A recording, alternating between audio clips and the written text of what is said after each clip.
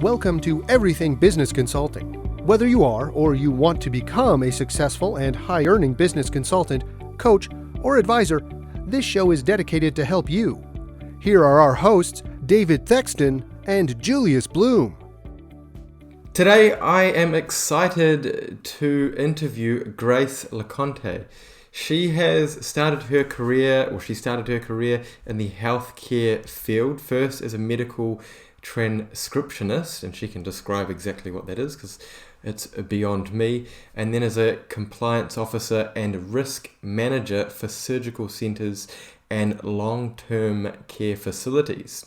Grace also has taken a dive in her career into consulting, and during that she came across this very podcast, and she's been working alongside us for the last couple of years now almost, as an ambassador for ConsultX and also as a network member. So I'm going to hand over the mic to Grace, who's going to introduce herself and tell us a little bit about her background.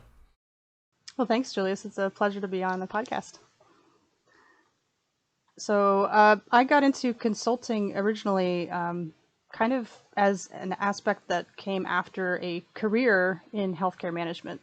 After college, when I was majoring in communications, I started working at a law firm, so I have some understanding of legal processes, and that was always interesting to me. But then I realized that when I would become a mother, I wanted to have some flexibility in my schedule. So that led me to entering the world of healthcare management with medical records. So transcription is it's a field in the medical records department of most hospital systems and healthcare facilities, of taking dictation from physicians and turning it into usable documentation. So originally I sat behind a keyboard, sometimes even a typewriter. This is back in the late 90s, early 2000s and on. We had different technologies, but basically the physician would dictate into a machine or a tape system, and I typed these notes up into a way that was official. So that was actually combining a lot of my interests in language. I actually grew up in the country of Italy. I speak fluent Italian, parlo italiano. I also have an interest in medical language, which is based on Latin, Greek, French, a lot of different words that combine to be a language of medicine. So I spent a lot of time perfecting that. I got certified in transcription, and then the entire field changed. It became more electronic based. So I went into management as a way to define myself and not get left behind, basically, as the field moved away from dictation and typing it and more into speech recognition technology. So since then, I got a lot more involved in the technology field. I've worked in IT as well, marketing, and most recently I was in data management. So once I finished with that, I decided to start my own business and to focus more on the aspect that I loved the most, which was internal consulting projects. And I realized that doing it as an external expert, I could actually provide a lot more value than what I could do as an employee within different organizations. So that's what led me to consulting. And Grace, that consulting is a little bit different to business consulting like we talk about here on the show and within our ConsultX community. Can you just very quickly describe the differences between those two? Sure, yeah. So the consulting that I did as a healthcare management expert with policies and procedures, it really had to do with looking at the full scope, what I call now the holistic view, the 10,000 view of a system. So management-wise, you're looking at how people interact with each other, how data is communicated and transferred, where the gaps are in communication, and then where the risks could be and the problems that could become worse and lead to liabilities, to mistakes, to injuries, to patient, errors to patients that could harm them, and of course to protecting the organization from legal liabilities. That's like I said, been my interest ever since the beginning. So when I took the parts of that process that were most interesting to me, I always came back to profitability. Even in a nonprofit organization, which some healthcare systems are, there's still a very, very strong need to keep that organization running with money left over. And it's just amazing to me how many organizations even at the very high level, they don't think enough about profitability. So that became kind of an interest area. I did a lot of research into it. I learned a lot more about it. I became more knowledgeable about financial information, and I ended up making that a larger part of the work that I did internally, and I actually am using it even today as a conversation piece with my clients. And is that what attracted you to business consulting? Strangely it is. So I grew up in a family where math was really not appreciated. My parents didn't enjoy math. They thought that it was not easy to do. So growing up, I just thought math was hard. I never even really tried to get that good at it. I just did enough to get through Algebra 1. But once I was married and had children and my husband encouraged me to go back to school, I actually found that math and statistics were really interesting and really helpful. And business math is a special kind of math that uses basically two columns, the profit of how much is coming in and the loss of how much is going out. Well, really it would be the revenue in, the expenses out, and the profit would be in the middle. But a profit and loss statement shows in columns how much money is flowing into and out of the business. So once I got past the hurdle of realizing that math is actually really fun and can be extremely applicable to making decisions, it just brought so much joy back. And as you could tell, I just really I'm enthusiastic about helping business owners to understand where their money is going and what they can do with it to improve not just the bottom line, but also their own function inside the business, their enjoyment of running the business itself. Well, that's very, I guess, insightful. In my own experiences, I've definitely found that a lot of business owners don't have that understanding of where money is going in their business, and even if they've got an accountant or they've got some understanding of profit and loss, they struggle to understand the bigger picture. They struggle to understand cash flow, or just they don't understand all of the smaller things that they need to put it all together and make the decisions that they should be doing in business. The next question I have for you, Grace, is what happened in your first 6 months after you started? So the first 6 months happened after a job transition. I decided that I didn't want to be an employee anymore. I wanted to be in business for myself. So I didn't know what consulting looked like. I'd never really seen it applied well. All I'd seen were large, massive consulting firms that have big names and are very expensive and have very elite level work. I didn't know how to reach that level. So I basically just tried a lot of different things. I asked a lot of people how their business was going, and I had conversations that brought a lot of insight into how they might improve. At the time, I didn't have the structure that ConsultX provides, so I did make quite a lot of mistakes at first because I didn't really know what I was doing. And my clients benefited even though I was still new to the field. But that's one of the problems with consulting. It is not a regulated industry.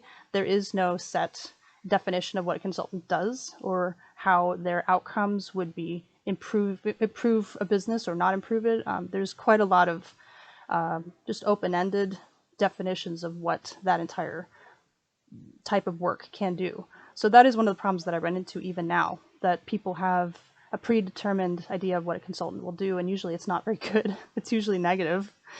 So in the first 6 months, I basically just kind of dipped my toe in the water and tried to see what I could do to help people. I ended up doing a lot of marketing projects at first. I did some coaching into how to present, how the business owner could present themselves more clearly in a discussion with a potential client and to convert that into a sale. I did some other projects with profitability analysis and increasing actually their rate of what they were selling.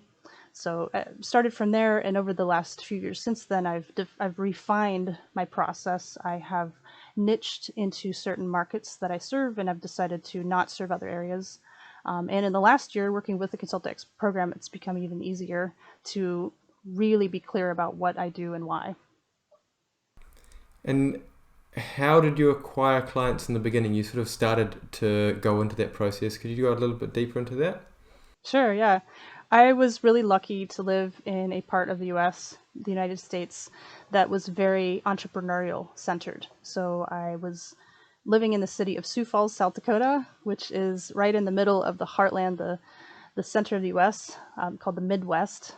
And at the time that I was living there, they happened to be starting a new entrepreneurial group called 1 Million Cups. It was this once a week get together where we would meet at 9 a.m. on Wednesdays, every Wednesday, and hear from one business owner who would explain how their business worked and what they were doing. And then they would get questions from the audience, which sometimes were kind of nerve-wracking. I did this as well. I presented my business. But that led me to meeting a lot of really interesting people who were starting new things, technology companies, service companies, products, really interesting array. So it was really amazing to be among people that were talking in terms of entrepreneurial thinking and were willing to try experiments with how we would create business models. It was really fun. Once I moved from there to the West Coast, I had a lot of tools under my belt, and I used those to focus on acquiring clients in a different way. But at first, I was just meeting people through these relationships, asking how their business was going, and just finding whether creating a path for the future was something that they wanted to do, and invest that in service of hiring me to help them do that. And how does that differ from the way that you acquire clients now? Yeah, it's quite a bit different now. My method now is really through warm leads and relationships from existing clients. As you know, like when you have client relationships with people that know you, trust you, and have seen tremendous benefit, it's so much easier to take that relationship and then ask them if they can refer you to other people just like them who have the same kinds of problems and challenges.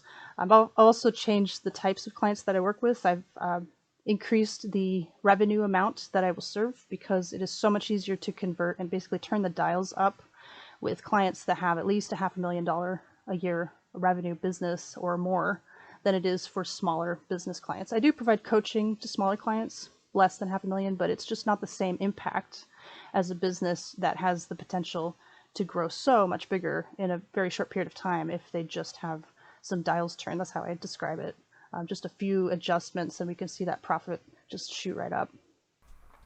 And how many clients do you have today, and what type of businesses are they in? So currently I work with 3 different clients.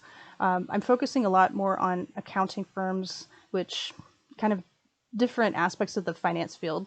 So I'm working with 3 right now. One's an accountant, one is a bookkeeper, and another one is in a related finance field, so financial services. This is an area that I've been working in the last year because I've seen the potential for how accountants have a fantastic position within the market of a trusted advisor role. That's what we call, most CPAs want to be called a trusted advisor. But they also have their own challenges running their business. So there are 2 different ways that I help them. One is to help them identify leakage, profit leakage within their own firm. And every single business has leakage, even if they don't want to admit it at first. And then the second way that I help them is once they get their business established, they can then use the same system that I use to help their own business clients and generate an additional source of revenue internally, which is making a huge difference. Once they realize that they can provide advisory services, it changes the way that accountants see their own business. But I'm also finding it's very challenging to find accountants that want to do that. It's very scary for them to step into the world of advising clients about the future because all of their training is looking to the past. Everything they do is looking at historic data. And also it's a role that requires them to ask open-ended questions. So when they're used to having very strict rules about what numbers are supposed to do and what they will do in the future by analyzing them, this role is totally different. It's asking questions that they may not have a potential answer to, and extracting information from a client or potential client that may be kind of uncomfortable, talking about what they'd like to do in the future, how they may be struggling, what challenges they want to fix. And yet these very questions are the ones that business clients desperately want to solve already. So it's just a matter of accountants recognizing that they can actually step into that role. So there are so many other types of people. Anyone who's listening to this podcast, if you have a business background or you have ever done any business work at all and you understand even basic financial information, it's really quite easy to step into this role of a consultant, but it helps to have some financial knowledge beyond just the basics, because then that just creates a better expertise that your current business clients will see as a very easy transition. That the conversation is, I call it easy as pie in American English. It's so easy to just move that current relationship into the next step, which many business owners want to have. They just don't know where to get that help. That seems like a very good time, Grace, to talk about your role as an ambassador a little bit. You've got 3 clients, which is probably on the lower end, or definitely is on the lower end of the number of clients that we would typically see someone within our network have. However, you're working as an ambassador, given your background in consulting and your belief in the ConsultX system. So you're kind of multiplying yourself by working with accounting firms they've got, I guess, hundreds, if not thousands of clients themselves who also need help. Do you want to talk about your role and how you're sort of getting accountants to help their clients more? Sure. Yeah. In the last year of researching the situation with accountants, I've had conversations, I just tallied it up. I've had 142 different conversations with accountants, financial planners, merger and acquisitions experts, CPAs, financial service providers of various types. It's been a lot of conversations to learn about what's going on in the industry. And although I've had client work beyond that, I'm just really passionate about finding the most strategic way to reach the most people. So one of the beautiful things about consulting, about in the industry, that as a business success partner, not as the evil consultant that people think of as just taking advantage of a business owner, but the version that I like to explain is investing in the future of that business by partnering with them. One of the benefits of that is that you can really create whatever business you want. You can make it into whatever you want for your lifestyle. So personally, I do not serve as many clients, and I also don't spend quite as many hours doing this as is possible, because that's what works for my family's needs. I am a parent to 3 children. My husband travels quite a lot. And because of that, the flexibility to be able to create whatever schedule I want and need and still serve client needs is incredible. And the other part of that is, as an ambassador, I do quite a lot of discussions with potential users of ConsultX. Some of them become clients, some of them just learn more about it. It's kind of like a discussion that I continue to have with a lot of different types of people in a lot of different industries, not just in finance, but others too. So kind of like 2 different roles that I have. You do. Now, that's really important that you brought up that aspect of lifestyle, because that's the reason why I joined as well. I wanted to get out of working the horrendous hours I was previously, and I wanted to be able to help others and also help myself, because that's quite important to be able to have room to breathe yourself, so you've got a clear head for when you're helping other people in business, other business owners and managers, and help them get the most out of what they're doing as well. Switching back to our conversation about your clients, have you had any losses? And if you had your time again, would you do anything differently? I think client losses is an unfortunate reality that comes with serving client needs. I don't know of any business owner that hasn't lost a business transaction, a return. I've never had anybody ask for a refund, but I've certainly had client relationships that didn't work out the way that we were both expecting. So one of the great things about consulting is also the downside. It's that you rely so much on your own strengths, your own personality type, your own communication style. And one of the things I've learned is to learn as much about myself and how I may be making mistakes in communication as possible. So that's been one of kind of my side projects, is learning as much as possible about communication, about risk management for myself, because I don't want to make mistakes that I did in the past. So one client example that didn't go so well was a physician, a doctor who had a practice, and she was asking for help with some marketing and also for process improvement, which falls in the kind of the category of what my work was at the time. And I didn't know how to ask the questions that I do now. If I'd gone through the ConsultX process, we would have avoided so much aggravation later. But at the time, I just did what most people do, which is to have some basic questions and then find out what her needs were and then discuss potential outcomes and how I would charge that, and a yes or no. And that's kind of like a basic how you get into consulting.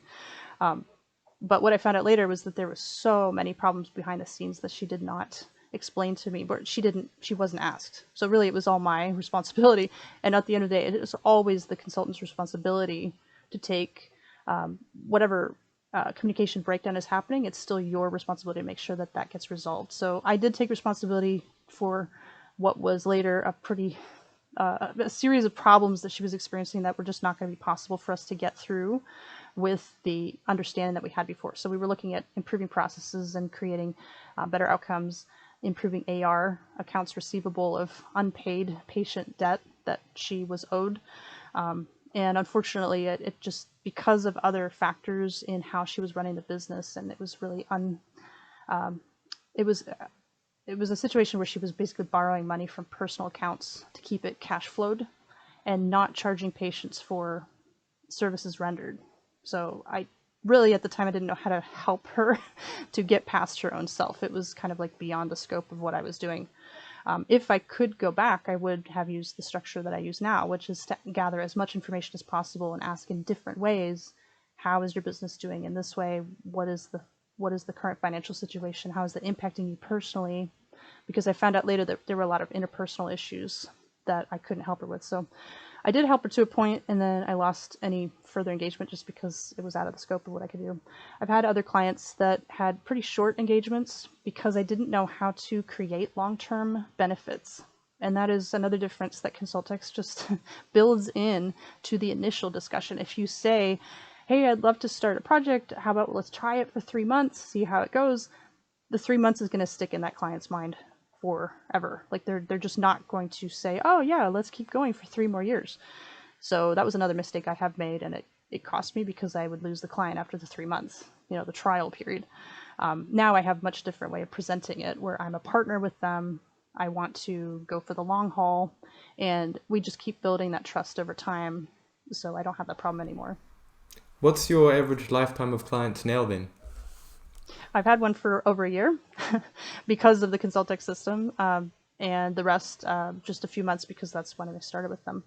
In the past, I had engagements between 3 months and a year. Oh, very good. I just want to ask another question of you, Grace. How do you think your background has helped you as a consultant? My particular background is really kind of all over the place because I didn't really know who I was for many years. And I'd really love to talk just about that for a second. As a mother and as a female, I have a different experience in the workplace than male counterparts. And I have worked in industries, the IT industry, where it was very male dominated. So I entered that because that's where my giftings are. I love to analyze. I love to kind of tear apart big problems, to see it from a big point of view, strategic planning, usually pretty male dominated. So I've really enjoyed the process of learning more about myself through my career. It's been really fantastic to keep pushing myself professionally, get some more certifications and just learn more information. But I don't think that it's necessarily one path that will ever lead to a great consultant. There's so many different types of people who will be able to take all of the things they've learned, even if it was in a completely unrelated industry to finance, for example. Really, there's so many other places that you can get information that would be extremely valuable to apply then as a consultant to helping a business client make better decisions. And you don't have to have all the answers. That's another thing that I've learned so much. In fact, when a consultant has the answers, they end up becoming so arrogant that the clients don't trust them. And that's what I believe is one of the big problems with large, colossal consulting firms that charge the 6 to 7 figures per project. In some ways, the arrogance that comes from thinking you know everything will keep you from learning the problems that client is facing.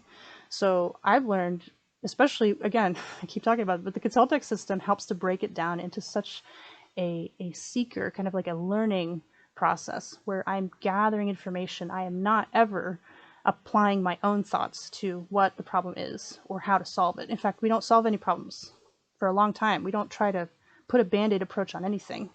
We just get to know the person and kind of pull out of them all of the potential problems that exist, and we can put them into a framework where that is then used to develop their business plan. It's just such a beautiful and it's so simple. It's simple, but it is extremely effective. And I have tried many other models, many other frameworks, some of which I came up with myself.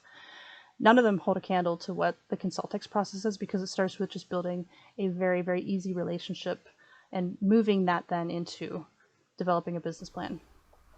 I think I'm a little bit like you, Grace, in the fact that my background is a little bit all over the place. It's quite varied.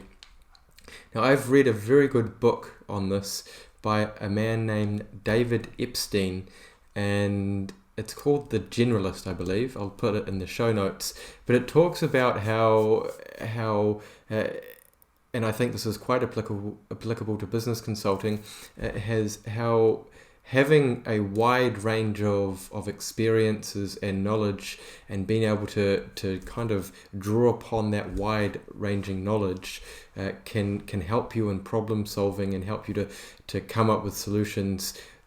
And I think that's particularly applicable because businesses are such big beasts with so many things going on, and it's quite common to have clients in all sorts of different industries. So like you talked about, being able to continuously learn and apply these learnings and not having to know everything at the time is very valuable to you. Now, you've also talked about the value that you've got out of ConsultX. You've been a member for I think about a year. I mentioned 2 years at the start. That might have been a little bit long. It feels like longer, but yeah, I think it's been exactly a year this month. Yeah. Okay. How have you benefited from ConsultX? It's been an incredible journey of learning. That sounds like such a trope, doesn't it? I'm on a journey, but it really does feel that way. I first found out about ConsultX because I was looking for more tools to be a better consultant. So I was searching through the podcast library for a business consulting how-to podcast. Part of that's because I'm always wanting to learn, but part of it's because I was really stagnating as a consultant. I didn't feel like I was really being as effective with some of my projects as I could have been. And now that I look back, I mean, it's so obvious to me what I was missing, but I didn't know how to make it at the time. The process is the 3 stages that we use in ConsultX. It's starting with discovery. It's even before that. There's even a pre-discovery discussion that I have with my clients, with my potential clients, of just caring enough to ask them how they're doing. I cannot emphasize enough how life-changing that question is to a business owner who is out there in the world working so hard without anyone to talk to about it. It is so lonely, and I've heard this so many times from not only my clients, but also from accounting firms who tell me that their current business clients are saying the same things to them, but they don't feel qualified to help them. So there is just a tremendous amount of pressure, especially in the last year and a half, with all these restrictions and changes that have had to alter the way of doing business or adjust the outcomes that they were expecting, the profitability level. Even business decisions have had to change. Client relationships have shifted. There are just so many changes that have impacted just about every business on the planet.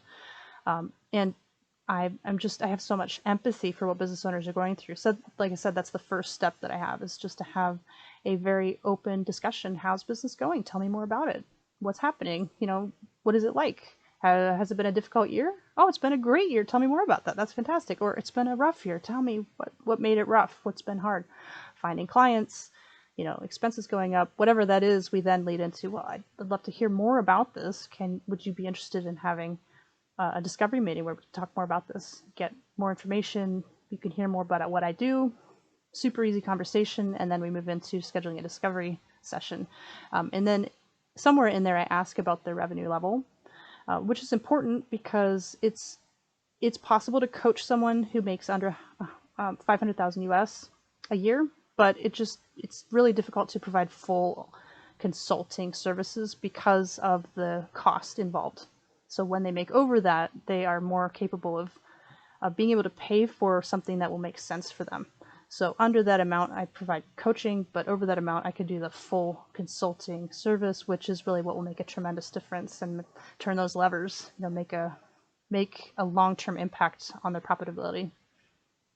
Well, I find, or I have found the same thing as you, Grace, that business owners are so emotionally attached to their business, whether it's positive or negative. It's always such a good talking point. If you can ask them with genuine intrigue and without judgment, like they'll just open up to you, whether it's really tough at the moment and they give you all of their problems, or whether it's they're so proud of their business and how well they're doing, or how well they think they're doing, that it's just the most amazing opener of a conversation. Now, some of you will know this, I used to work in a shop that modified performance vehicles, and it was the exact same thing with that, where someone would own a car and it was their absolute pride and joy when it was going well, so they'd have these great emotions of elation. Or on the other hand, if it was broken, they were just in a terrible place because they couldn't drive their car. And owning a business is exactly like that, where you just have to ask a few very simple questions with great honesty, and you're going to get a really honest conversation happening right back at you. So Grace, I'm going to ask you about your consulting now a little bit, because people join ConsultX and become consultants for different reasons, and often the lifestyle draw card is very important, as you've already started to discuss. How has the freedom of being a consultant helped you to live the life that you want? It's been really wonderful to have the option to work as much or as little as I want. And that sounds a little bit trite, and honestly, it sounds almost like it's made up. There's so many different companies out there that try to present that as an option when it really is not possible with the business model that they may say makes it possible. I have a lot of friends that are involved in different opportunities that end up being actually a sales job through schemes that aren't going to actually result in them owning any actual business. But for me personally, the changes that have happened are that, for one thing, the money is great, and that's one thing that creates freedom. But to me, it's also the joy of watching other people succeed. Even if I weren't paid to do this, that's what I would want to do. At heart, I'm really a teacher. I love to explain how things work. I love to guide people into thinking better in more intricate ways about how their business runs. I've done projects pro bono quite a bit, where I suppose I could have charged, but I just saw a need that they weren't able to afford my service, so I zeroed out the amount that I would normally charge and would do it for no charge. The benefit for me is watching business owners, whether it's for profit or not profit, recognize their own barriers. So the things that they do that stand in the way of their own success. And this is so common that I've actually written quite a lot of blog posts about it. I call it risk intelligence. So risk is the potential problems that are out there, and intelligence would be creating a mindset where you're constantly becoming more aware of those barriers, those problems that could lead to bad outcomes. So I really enjoy using tools that I can apply even with my kids, even with my friends. Sometimes I'm sure it gets annoying, but how do we recognize what's going wrong before it turns into a bad outcome? So obviously being able to charge an amount of money that changes my life is fantastic too. But the money is not everything to me. It's also just the joy of seeing that my clients have the capacity to be able to continue serving their communities, adding more employees, growing their business to a point where it has value. And that's another thing. I talked to quite a few merger and acquisitions experts who've told me that a business doesn't have value unless the value can be transferred. That's a quote that I heard from a presenter from an M&A conference, and it makes so much sense to me. Business owners, for the most part, do not have a transferable business.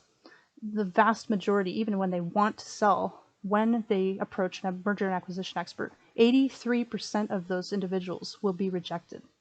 So of the 17-18% of businesses that want to sell, 83% of those will not be able to use a service that could position them for a sale. So basically, very few businesses are capable of going to that final level of having high valuation and being sale ready, which means that there's a gap. There's a gap between where business owners need to be sold at the highest level and where they are right now.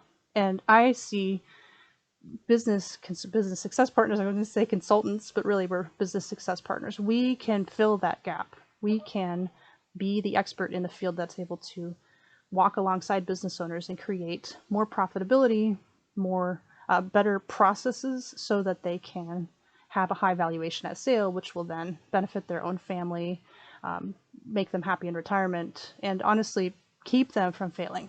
So that's kind of how I see it. It's more like a mission to me. It's fantastic that it also pays well, but it's kind of a dual thing for me of educating and also encouraging people to make good choices. Well, Grace, there was a lot of value in that little that little segment that you just offered there. I guess I'm the same as you in the fact that it's my mission to help other people, and I've actually got a list of goals and affirmations that I start every day with, and I've recently added to help others and create significance, where I can significantly help other people to achieve their goals. And that's kind of been with me for many years. That's one of the reasons why I decided to start as a business consultant, because that's really one of the reasons that drove me to get into the field. You also mentioned that quote, a business doesn't have value unless the value can be transferred. Now, as a business consultant, one of our missions, or as a business success partner, as you said, Grace, one of our missions is to increase the profit.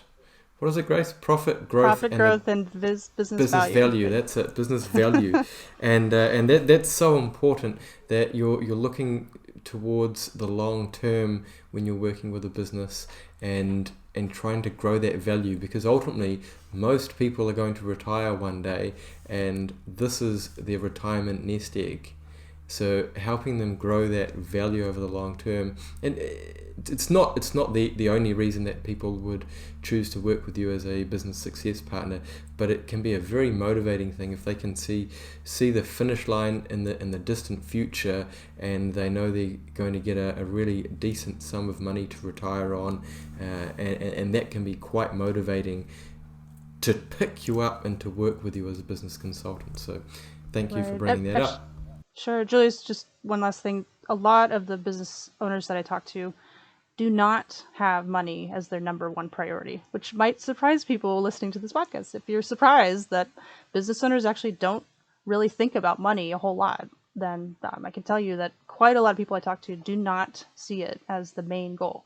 Money is a tool that is used to get freedom, to have flexibility, to see improvement, to make a difference, to create security. I mean, it really isn't about having tons in the bank. That could be one goal, but for most people, it's about what that money can do to improve their lives and to give them security for the future when they retire, if they retire. A lot of people aren't even sure if they can. And unfortunately, a lot of business owners don't have a clue what their financial situation is, which is why measuring that and finding specific ways that they can improve that is hugely emotionally satisfying. Because without knowing exactly, so again, risk management, without knowing exactly where those problems are, they can't sleep at night. They have nightmares about how their business is going to just crumble and fail, and they will have nothing to show for it. So rather than keeping them in that horrific state of panic, it's just so incredibly wonderful to position this discussion as a way to potentially bring relief to that very, very real problem that most business owners have, even if they don't want to talk about it. And most of the time they do. When you start the conversation with true engagement and wanting to actually hear their story, most of them open up and talk, and then we can have a discussion about whether this is right for them. Many of our listeners, Grace, are considering becoming consultants. What do you suggest would be the best way for them to get started? Best way to get started, I would say, first of all, listen to every single podcast episode you can. That's what helped me, honestly. I listened to every single one. maybe even twice or 3 times. I really liked the one about I think it was 11 different ways to increase profit. Absolutely fantastic episode. The other way would be to I'll put that in the show notes. yeah, it's fantastic. And honestly, I keep listening to it again and again because David just goes through a machine gun approach to just all these different ideas that even when I'm working with a client, I'm like, oh, that's right, there's one more way to squeeze profit. There's so many different ways to do it. So that's one. Another would be to listen to a demonstration or request a demonstration from someone on the ConsultX team, because seeing how we go through this process is really helpful. I actually do a demonstration with individuals who I may not see as a potential client, but who may have network relationships with people that I do want to serve. So I demonstrate the power of this, and a lot of times they end up becoming a client of mine. So that's kind of funny how that works. The other thing I would suggest is to actually have some books that I would really, really suggest. One of them is the basic information about finance. So if you're not already in a CPA role, or even if you are but you don't know how to communicate that more clearly, this book has been fantastic. It's The Essentials of Finance and Accounting for Non-Financial Managers. It breaks down different aspects of how business ratios work, liabilities, equity. It's been a great way to educate myself since I don't have a strict finance background. I also really like the book The Millionaire Next Door, which helps to position your mindset about what people are looking for. It's not all about money, it's also about lifestyle. And then The E-Myth Revisited is fantastic. This book has been a great source of information that I use with my clients to help them understand that they may be in the business working on the transaction level, but they need to think more of it as a manager and then ultimately as an entrepreneur to be able to create more value over time rather than just being in that lower level of technician. So those 3 books are fantastic. I'll put them in the show notes as well. I actually think I have that first book you mentioned. I definitely have The E-Myth Revisited, and I also think I have this one's great. Financial Accounting for Non-Financial Managers. Yeah, it breaks it up into a way that those of us who may not naturally feel inclined toward numbers, which I do. The more I read it, I was like, oh, this is not that hard. It helps to create good discussion points too, because I think one reason a lot of people don't want to become a consultant, especially business consulting, is because there are a lot of numbers. I mean, business is a numbers game. So you do have to understand at least the basics of what numbers are causing revenue, what numbers are leading to spending, and then how to calculate what's left over and whether that's reinvested in the business or paid out, or if there are other funds coming in or out. You have to know where those numbers are coming and going. So having at least some basic financial knowledge is extremely important if you're getting started in the field. I know, Grace, already you've riddled this interview with many gold nuggets of advice. Do you have a couple parting nuggets of advice that you can deliver to our listeners? Parting nuggets. Okay, so I mentioned that listening is very important, and that's something that I continue to work on, but it's been such a great lesson by doing it the wrong way. Having clients that I didn't hear their initial discussions nearly as well as I maybe could have, I've learned that the initial discussion really needs to be where you're a student as a business success partner or consultant. You need to be a student of their business and learn as much as possible.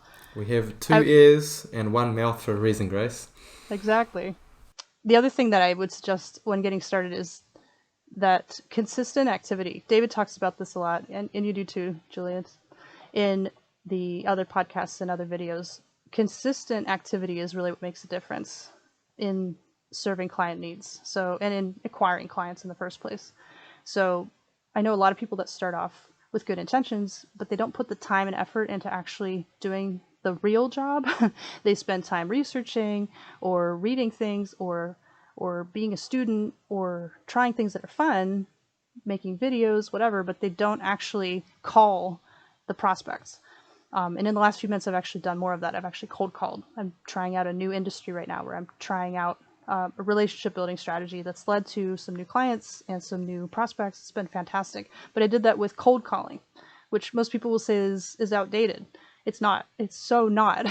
A lot of people that I'm reaching do not have any interest in going online to find me or anyone who does what I do. So the only way they're going to hear about me is from a cold call, where I do research beforehand. I know of people through our mutual friends, and then I connect with them and just ask them about their business.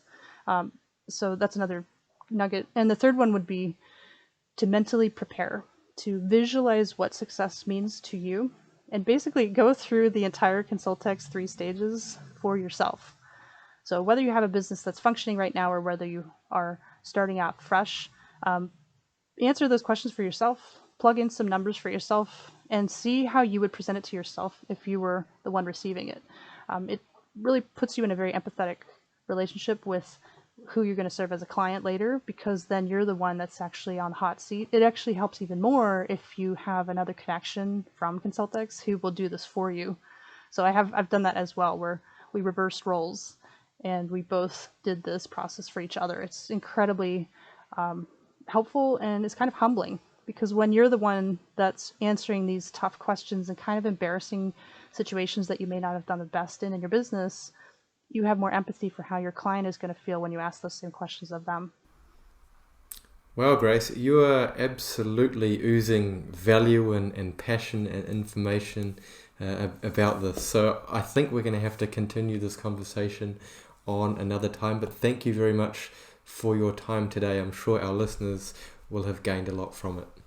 Excellent. It's been such a pleasure to be on the podcast after listening for over a year. Great to have you here. Everything Business Consulting is brought to you by ConsultX, a complete training, software, and community for business consultants, coaches, and advisors. ConsultX guides you through the entire process to success. To find out more, visit ConsultX.com.